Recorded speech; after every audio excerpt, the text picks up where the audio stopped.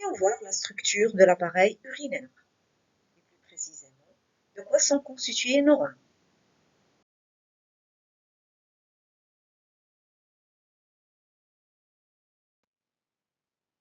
Nos reins sont constitués de deux parties, le cortex et une partie médulaire.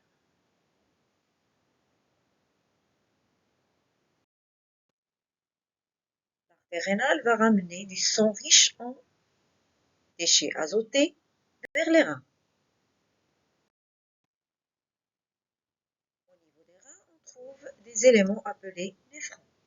C'est l'unité fonctionnelle de nos reins. Au niveau de ces néphrons, il y aura filtration du sang et donc formation de la bile qui va être excrétée vers le bassinet et va rejoindre l'urtère. L'urine donc fabriquée au niveau des reins va passer à travers les urtères pour arriver au niveau de la vessie. Par la suite, on va expulser cette urine à travers l'urètre. Notre appareil urinaire est en relation avec les vaisseaux sanguins. Ainsi, la veine cave va se diviser en veine rénale, qui va être liée au rein. L'artère aorte se divise elle aussi en artère rénale. Ainsi, l'unité fonctionnelle de nos reins, ce sont les néphrons. Ils sont formés de glomérules et de tubules. Le néphron est en relation avec l'artère rénale et la veine rénale.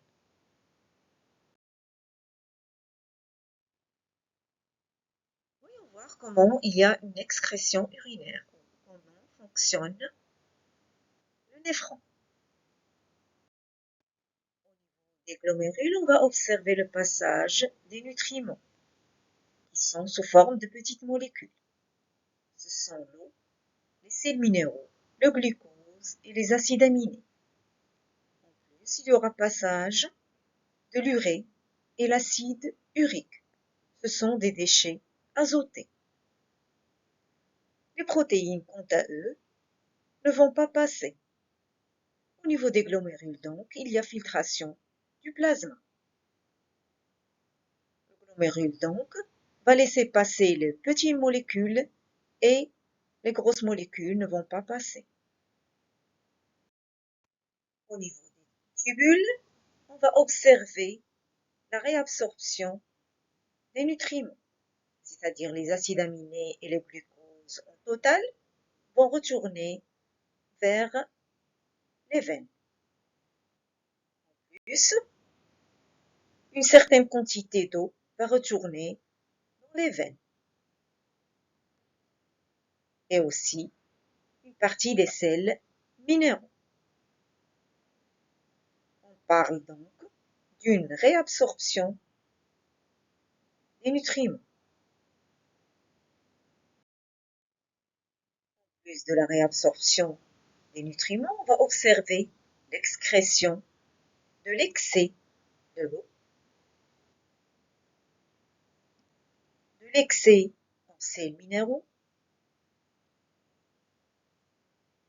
L'acide urique va être totalement excrété. L'urée aussi va être excrétée.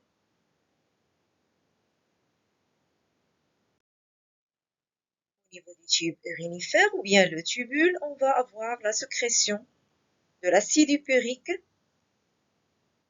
et de la solution d'ammoniac à partir des déchets toxiques au niveau du sang. L'acide urique et la solution d'ammoniac va être excrétée avec les autres éléments. On a donc une urine définitive constituée de l'acide urique, de solution d'ammoniac, l'urée et l'acide urique. Ce sont des déchets. En plus, on trouve de l'eau et les sels minéraux.